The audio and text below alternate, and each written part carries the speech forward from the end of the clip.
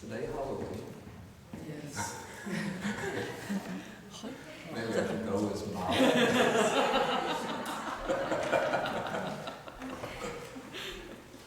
Today, a special class. All conditioned things are permanent.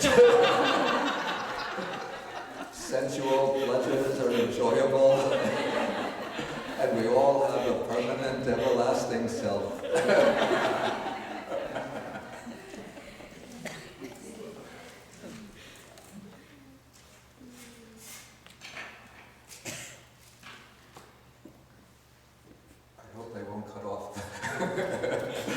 Listening at that point and think, what is Bhikkhu Bodhi teaching?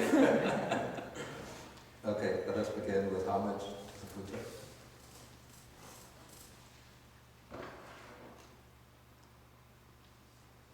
Namo tassa bhagavato arahato samma sambuddhassa. Namo tassa bhagavato arahato samma sambuddhassa. Namo tassa bhagavato arahato samma sambuddhassa.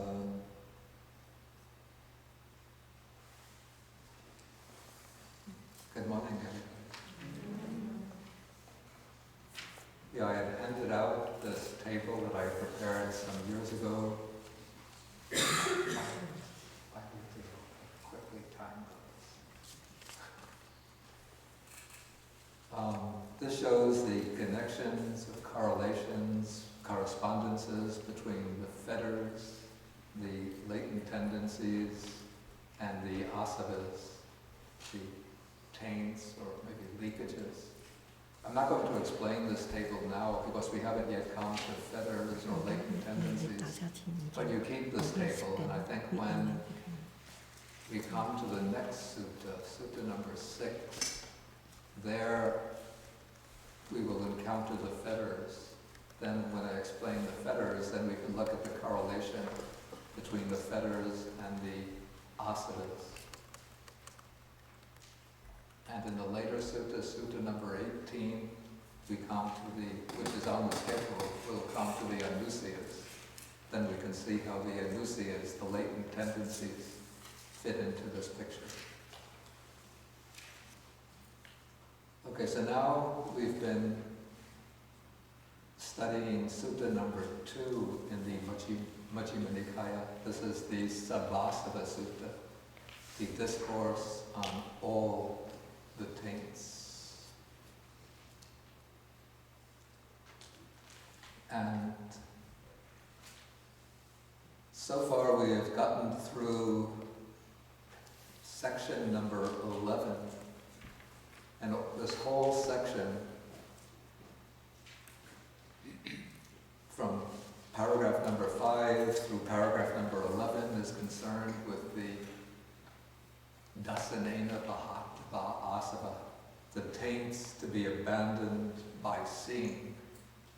And so these are the taints to be abandoned by seeing the Four Noble Truths.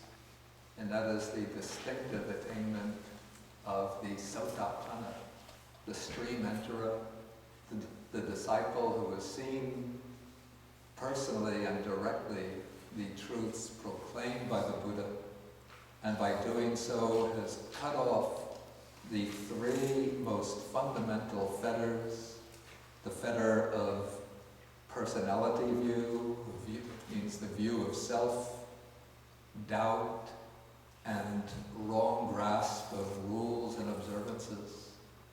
And by cutting off these 3 fetters, the disciple has entered what is called the stream of the Dhamma. This is the stream of the Noble Eightfold Path, which is going to carry this disciple onwards irreversibly to full liberation.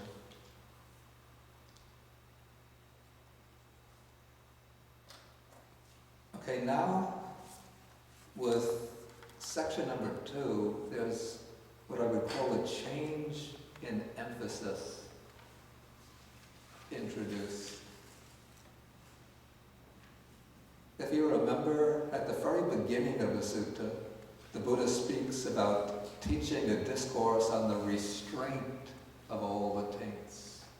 That is, practices that are going to prevent the taints from accumulating, from increasing, becoming stronger, and leaking into the mind.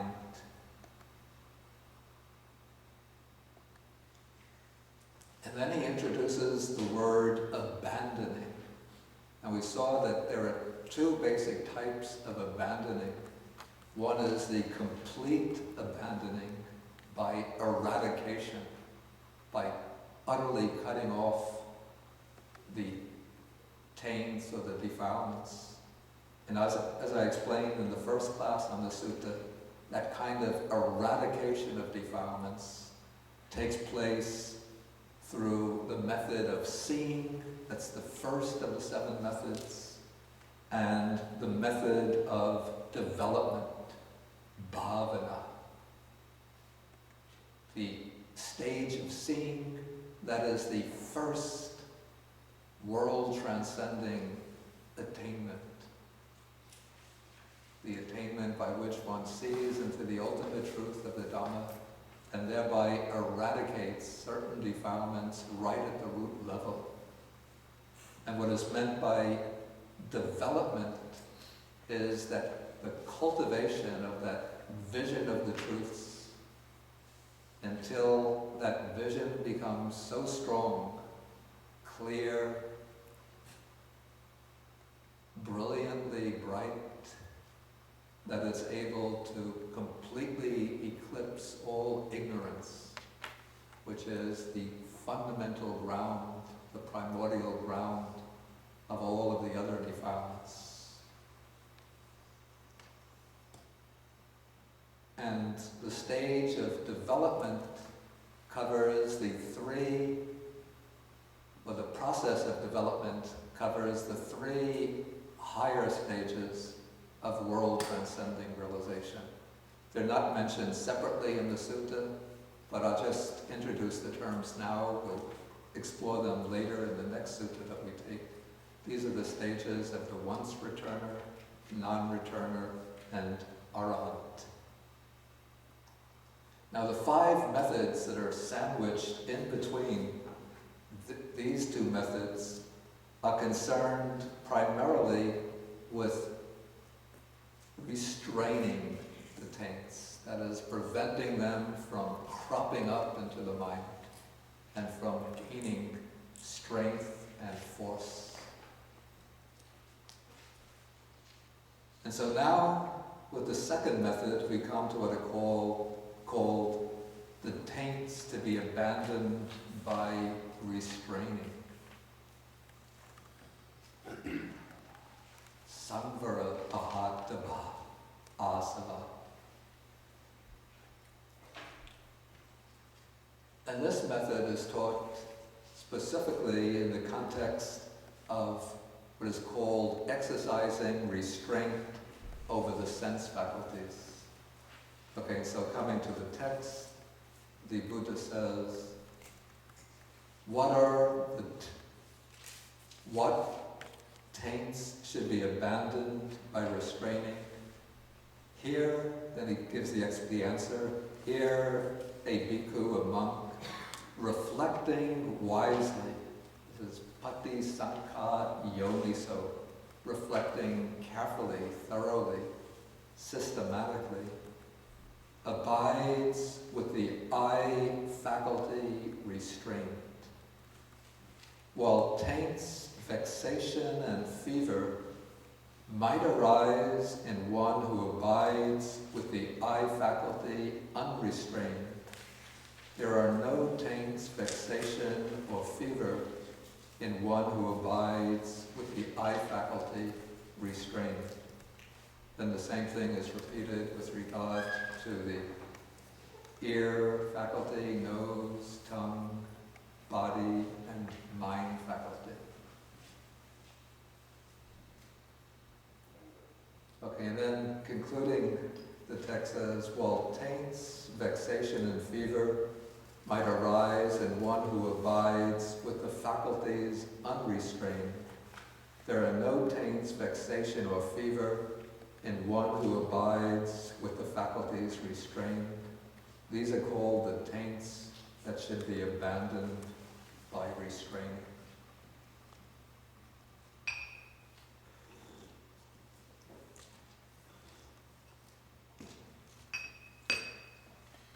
So this is a practice which other places it's called the restraint of the sense faculties. And when we look at the other passage on the restraint of the sense faculties, we have an important key to what this practice entails. We find the other passage in Sutta number 27.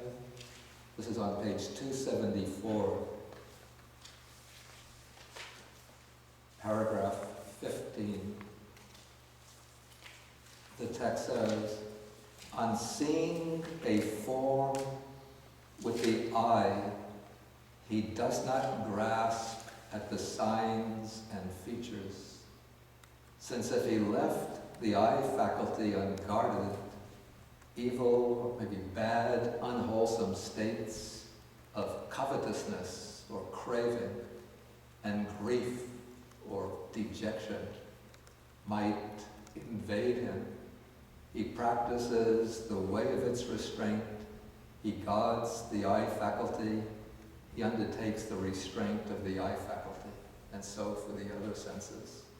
And so the key to this practice, as we can see from this passage, is not grasping, it's called what? Not grasping at the signs and features. The Pali text uses two technical terms here.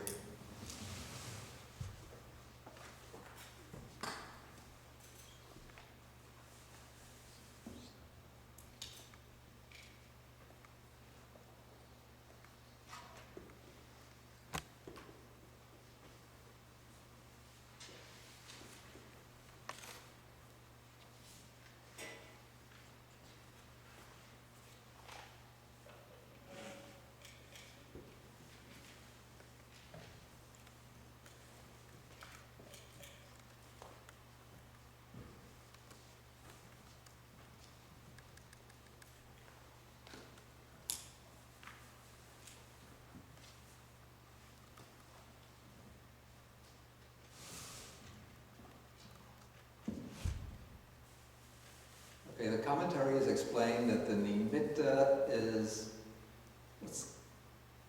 the general, maybe the general characteristic of an object which serves as the basis for the arising of unwholesome states of mind. It can be the attractive feature of an object or the repulsive feature of the object. If it's the attractive feature of a sense object, then it serves as a base or stimulus for the arising of what's called here covetousness or craving. If it's a repulsive object, then it serves as the basis for the arising of what's called here grief, not such a satisfactory rendering. Maybe better is dejection, displeasure. And this could be understood as implying resentment, antagonism, hostility, aversion. And so often the mind just revolves back and forth between the attraction to what appears to be pleasant and enjoyable, and repulsion or aversion to what is disagreeable. And so the way to overcome this sort of play of opposites in the mind is by exercising restraint over the sense faculties, not letting the mind grasp upon first the attractive and repulsive feature of the objects. So that is preventing nimitta gahi, the grasping of the general feature of the object. And then what's meant by Anubhyanjanagahi is grasping the details of the object.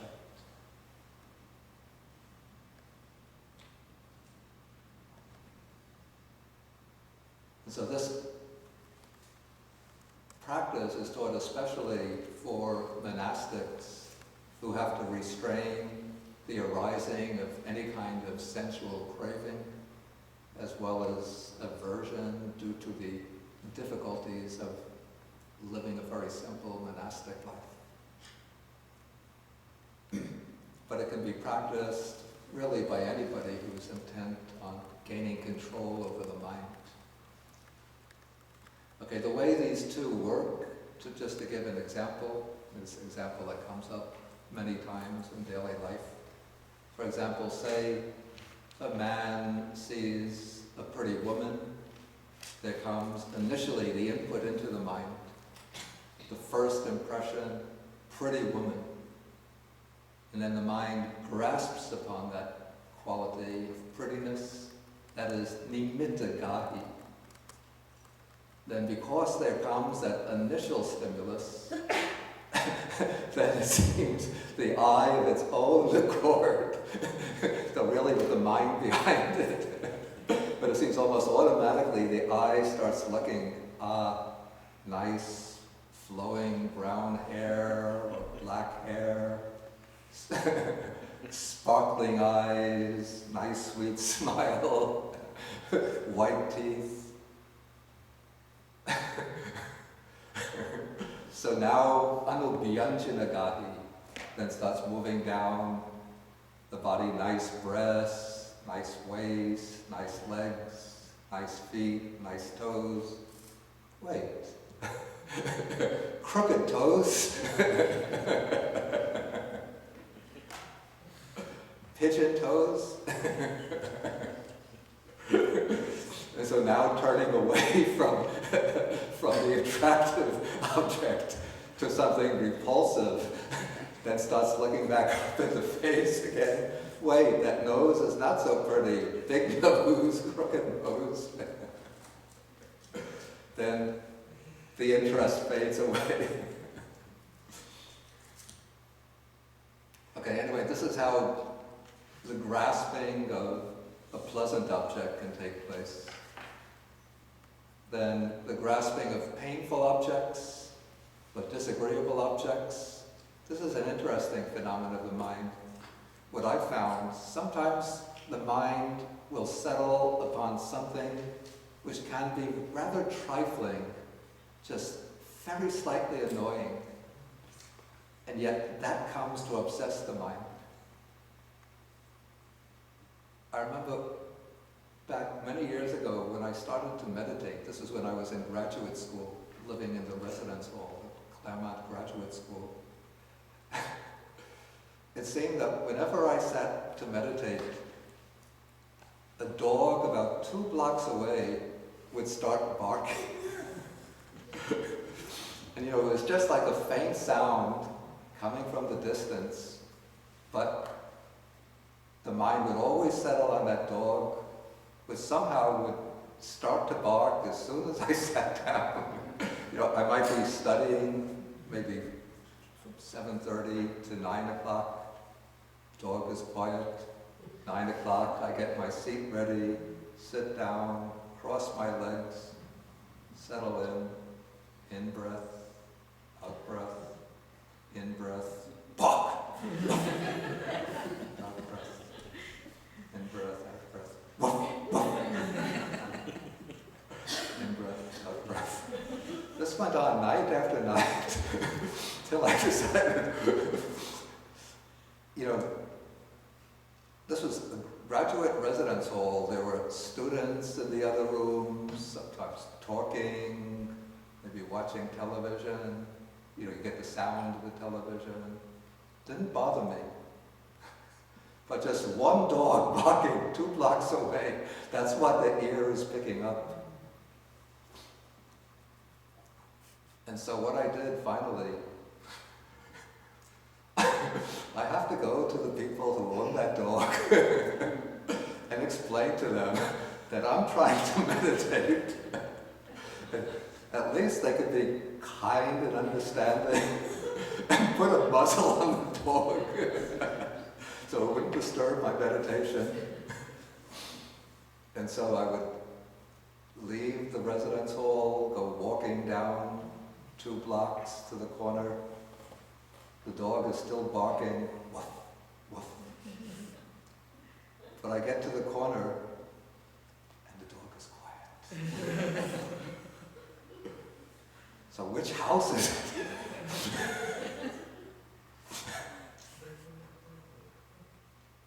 Should I go to every house on the block? Do you happen to have a dog that was barking 2 minutes ago?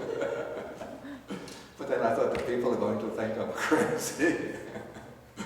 So I turn back, go back to the residence hall. Everything is quiet. The dog has stopped barking. I can go back to my meditation, take the seat, cross the legs, in breath, out breath. I've succeeded. The dog is quiet. In breath, out breath. Wow, that really works. I just have to walk to the corner and the dog will stop. In breath. Whoa! Out breath. Whoa, whoa, whoa. So this is picking up, this is called the patika nimitta, the repulsive object, disagreeable object. Patika nimitta. And then, even though one is trying to keep the mind on the breath, one starts picking up all of the details in that barking of the dog. Even from the very beginning of the woof, the rough sound of the woof, the amount of time between one woof and another, all of those details become clear.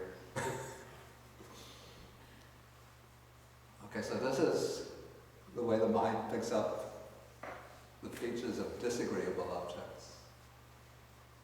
And so what one has to do here, well, there are different ways to deal with this. One way, of course, is to just try not to pay attention to that disagreeable object and just go back to the main meditation object, in-breath, out-breath, in-breath, out-breath. But I found after some time that this didn't work so successfully. And so what I found to be a useful method, I picked this up in a book on mindfulness practice called The Heart of Buddhist Meditation. What I found is the useful method is to turn the attention to the object itself and to the mind's reaction to the object.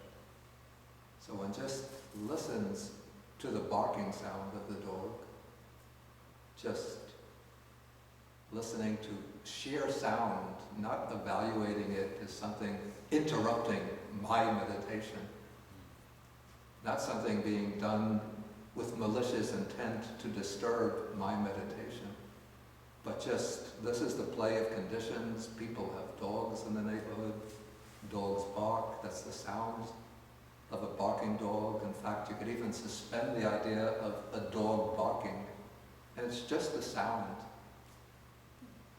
a bare sound. And then one can note how the sound takes place, how the mind catches onto the sound, even almost obstinately fastening on the sound, and then how annoyance and irritation arise based on that sound. And one just watches the sound, watches the act of hearing, watches the irritation that arises. And then one is practicing, it's actually part of the 4th Satipatthana, the attention to, he knows the sound, he knows the ear, and he knows the fetter that arises on both. So in this way, something that's irritating can be transformed into something which is a basis for insight and understanding. Okay, and then after one starts attending to the sound for some time in this way, then it loses its disagreeable tone, and it just becomes part of the background. And so it falls off into the background, and then one can go back to the in and out breathing.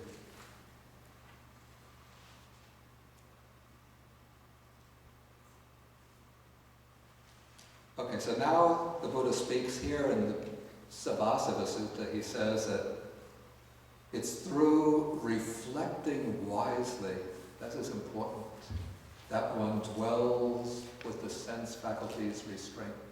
So one reflects wisely, one reflects on the advantages, first one reflects on the disadvantages of letting the senses run at random to their sense objects. The disadvantages of being caught up in this whirlpool of attachment to the pleasant, repulsion and aversion towards the unpleasant, and reflects on the benefits of being free from this whirlwind of subjugation to sense objects, the self-mastery, the peacefulness, the ability to dwell happily under all conditions. And then one exercises restraint of the senses by not letting the senses become fastened upon the sign, the nimitta of what is attractive and repulsive, and then become engaged or engrossed in the details of what is attractive and repulsive.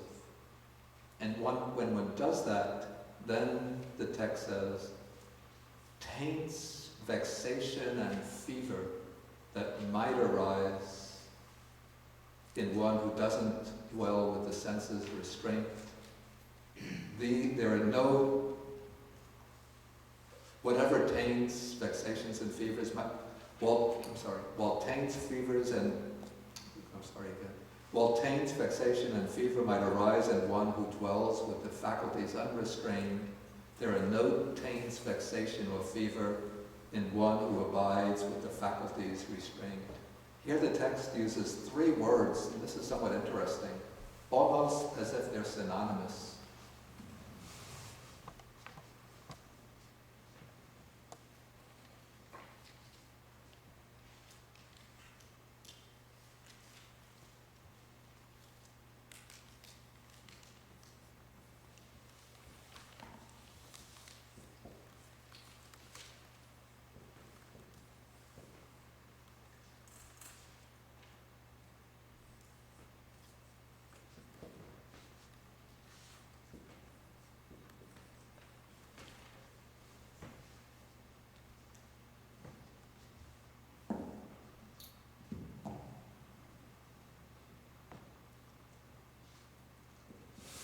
Along with the word asava, which is translated in the sutta as taints, but now I think I prefer leakages.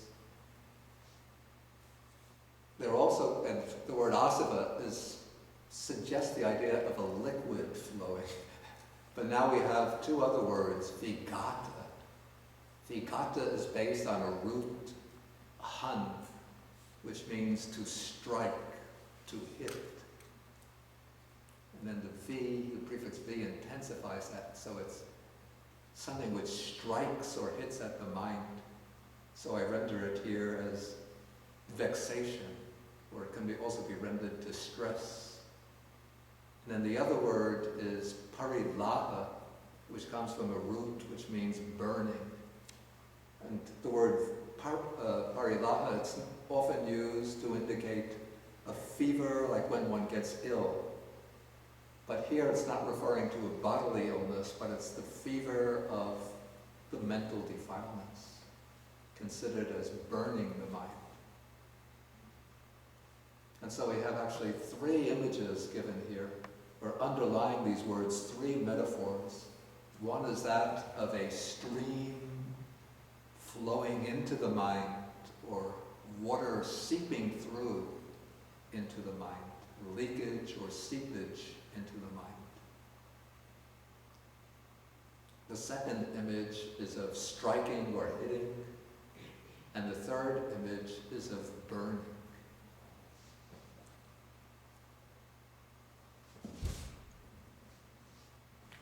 it seems to me, this is my personal conjecture, that the word, in this passage, the word asava, or taint, is not being used so much in the technical sense of the three asavas of sensuality, craving for existence, and ignorance. But it's being used in a more general sense of any kind of defilement, including both sensual craving as well as ill will, disturbance, aversion, distress. Okay, and so when one dwells with the senses restraint, then those asavas don't get a chance to flow into the mind. The sense restraint, of course, doesn't eradicate the asavas, but it prevents them from gaining momentum and overwhelming the mind. Okay, maybe I'll ask whether there's any questions on this passage.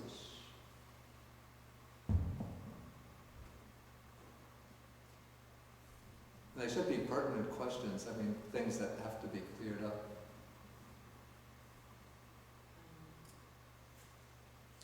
With respect to the last thing you said, it may be just inability to practice well, but if a sensation or a feeling or something is so strong, penetrating it somehow enhances it rather than lets it dissipate, it intensifies. Let's say very severe pain or very strong emotion. Yeah. Examination of it does not let it open, it just makes it stronger. Yeah. Then what path does one take? You don't have the skillful means to examine a very strong sensation the way you described. Mm-hmm. Maybe can you repeat the question again? Just one phrase that you said, I didn't catch it because... All right, let's, for example, a strong emotion like fear or jealousy that's so overpowering that examination using these skillful means doesn't work. Okay. Then what path to take? Okay, when a very strong emotion like this arises, the way that I suggest is to examine, actually not to be afraid of it and not to try to push it away, but just to look at it as a mental state and watch the mind in that state. Because one can never, when one puts oneself in the position of the observer of the mental state, one creates a certain distance between oneself, or let's say between one part of the mind and that mental state. So you just are regarding this as a state that's arising in the mind. One recognizes that this state has arisen through certain conditions. Even if it's very strong and overpowering, just watch the mental state. And one finds that if one does this repeatedly over time, one gets a certain peacefulness, even while that mental state is present simultaneously. So one is just taking the position of a pure observer of the mental state. So it becomes almost as if, even though that mental state is, we would say, your own, but it's almost as if you're watching a movie where somebody is, maybe the hero or heroine is pushed to the edge of a cliff, like one of these Alfred Hitchcock movies where the hero is hanging from the cliff by one hand and looks down below. There's, he's hanging from Mount Fillmore, is it? Rushmore looking down, or from the top of a skyscraper, holding to the windowsill, looking down. So you're looking at that mental state just the way you might be looking at the hero in this Alfred Hitchcock movie. You could recognize the fear in the mind of that hero. Partly you're identifying with the hero, but you know it's just a movie. And so in a way, you know that your mind is in a way I don't want to say it's nothing more than a movie, but that this is just a changing scene within the flow of the mind. And that as one repeatedly watches a state of mind in this way and develops that ability to stand back from it and just identify what's occurring in the mind, gradually it's weakening the roots of that state of mind, depriving it of strength. Whereas if one pushes it away and refuses to look at it, that enables that state of mind to gather strength below the surface. And so it will continually come up and taunt you and haunt you.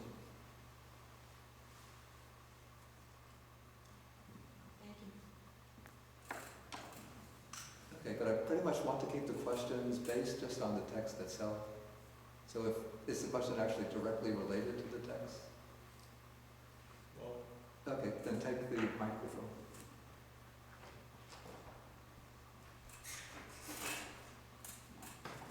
do you regard that this kind of detachment or disinterest as the same sort of thing that phenomenologists like Husserl mean by bracketing? Okay.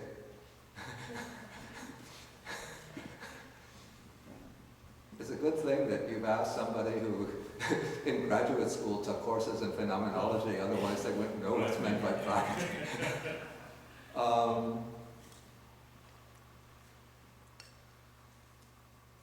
I would say that there's, to some extent, that's involved here, but there's a difference in the underlying motive between a person who's undertaking the practice of sense restraint here and somebody who's taking the purely phenomenological approach of Husserl's bracketing. What I would say Husserl's bracketing comes closer to what is involved in aspects of the Satipatthana practice. That is the practice of the full mindfulness meditation. At this point with the sense restraint, we've not yet come into the full practice of the mindfulness meditation. This is sort of what I would call a preparatory practice. And the basic aim here, it's not like Husserl's phenomenology to get an understanding of the essences of things, the nature of things themselves. But here the object is to prevent the arising of what are called the taints, vexations, and fever.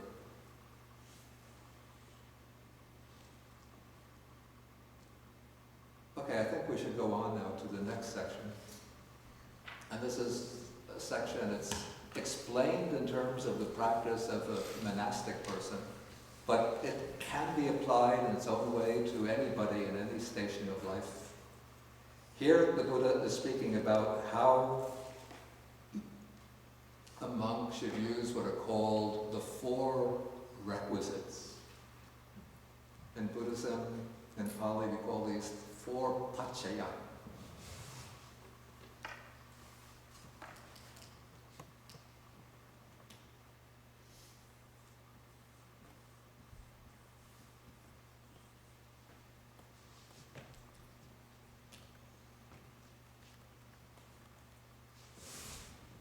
These are the 4 supporting conditions of life.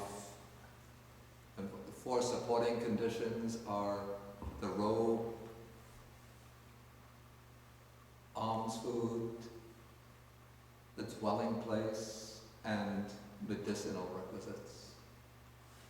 And so the Buddha, of course, since he's teaching monks, he explains this in terms of the lifestyle of the monk. So he says, what taints should be abandoned by using? Here, a bhikkhu, a monk, reflecting wisely, uses the robe only for protection from cold, for protection from heat, for protection from contact with gadflies, mosquitoes, wind, the hot sun, and creeping things like insects and snakes, and only for the purpose of concealing the private parts. Okay, so this is explaining the way the monk uses the robe. So generally the monks will have 3 robes with maybe a change of the upper and underrobe for when washing the other robes. But one could apply this even in the household life for the use of clothes. So if you consider clothing in this way, you don't always have to be buying the latest high fashion clothing. Just the other day, somebody was telling me that, a woman was telling me that there are these dresses, Saint Laurent and Gucci dresses that go for like $100,000. I hope I don't trouble anybody by saying this, but why? So that you can go to these high fashion cocktail parties and show up with the label Gucci, Saint Laurent, and show I'm able to spend $100,000 on a dress, when one could buy dresses that will serve the same purpose for much less. Okay, similarly with men's clothing. So if one reflects wisely, you don't have to have a whole wardrobe filled with many fancy, variegated clothing. It doesn't mean that you have to, dress like another, do you call this, a person who's completely outside the trends of fashion. Is there a special term for that? Frumpy? What's that? Frumpy? I'm not catching it. Frumpy. Crumpy. Frumpy. Frump. Yeah. So I mean, you can wear nice clothing, which is, somewhat in fashion, but you don't really need so many clothes. And try to live very simply, frugally. Okay, then reflecting wisely, he uses the alms food neither for amusement nor for intoxication. What's meant by intoxication is just to enjoy a lot of different tastes, nor for the sake of physical beauty and attractiveness. This was an idea in India in the Buddha's time, maybe even today, that physical attractiveness is seen in plumpness. Now we have the ideal that, especially that women should be thin, and men should be relatively thin but muscular. But in India, in the Buddha's time, the ideal was that both men and women should be plump. And so people would eat a lot and eat fattening foods in order to fatten themselves up.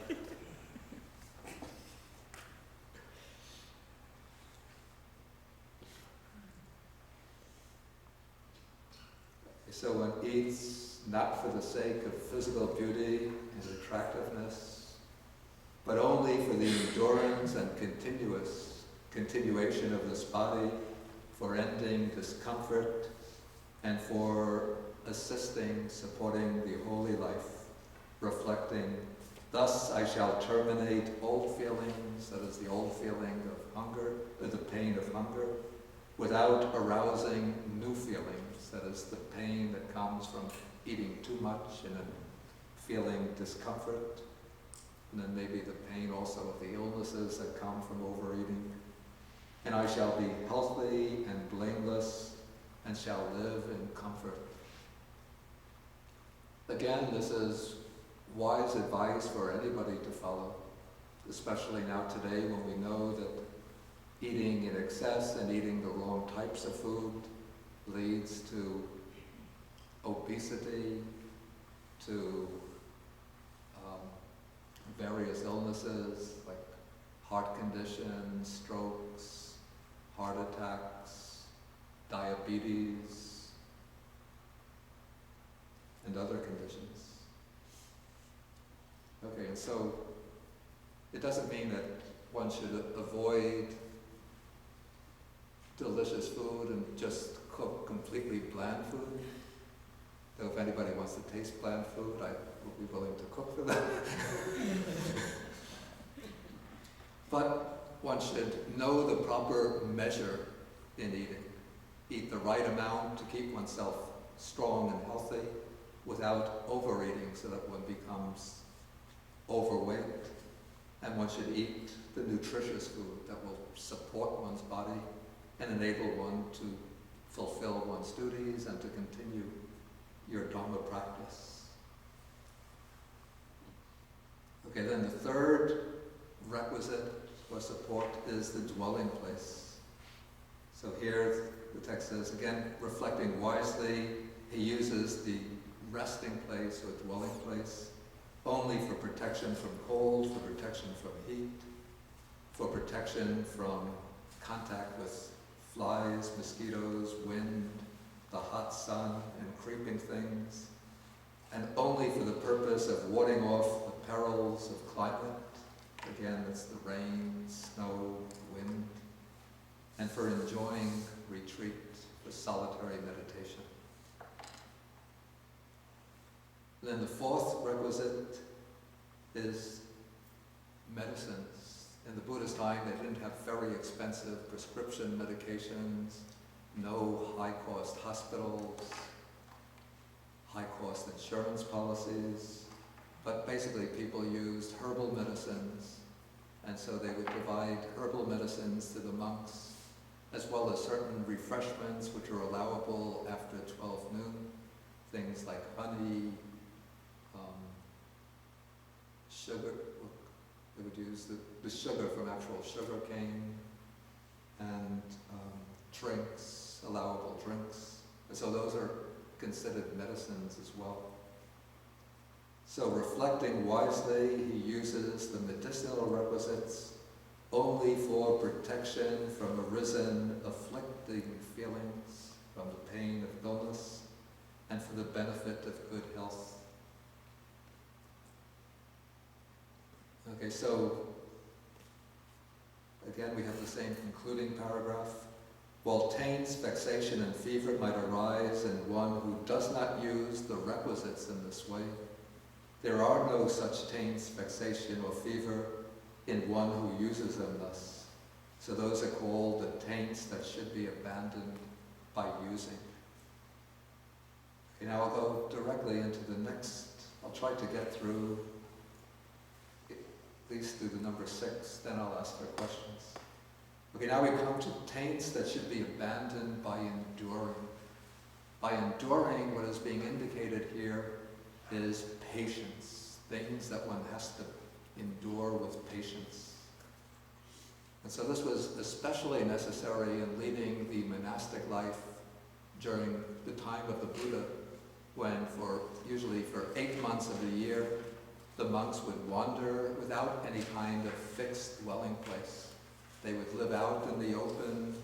They would have to walk from town to town, village to village, all over northern India, sometimes exposed to very hot, sunny weather. Sometimes during the rainy season they would have to remain indoors most of the time. But at other times there could be sudden showers to which they're exposed, sometimes strong winds. One would always be exposed to flies, biting flies, mosquitoes, ants, and so on. And so the text says, reflecting wisely, the monk bears cold and heat. Some months in India would be very hot, like March, April, May, the hottest months. Then cold months relatively to India. This would be December, January, February are the cold months. Hunger and thirst. Well, usually the monks would go on alms round. Sometimes if they come to an area which is hostile to Buddhism, they might not receive any offerings of food, and so they might have to endure hunger for the day, or even several days. Thirst, sometimes one would be walking long distances, no opportunity to refill one's water bottles. Contact with flies, mosquitoes, wind, the sun, and creeping things. Again, insects, snakes, ants, leeches. Do you know what leeches are like? Some of you do. We used to have them all over in the places where I was living in Sri Lanka. There are these little You don't want me to describe what they're like. Oh, they're lots of fun. They're like worms, except worms just remain passively on the ground. But the leeches hide under leaves. And when they can sense a human body approaching, and they raise their heads up under the leaves like this. And when the foot, and usually we walk either barefoot through the forest or wearing just the rubber thongs, not with socks and shoes. And so when they sense the human being approaching, they latch on to the foot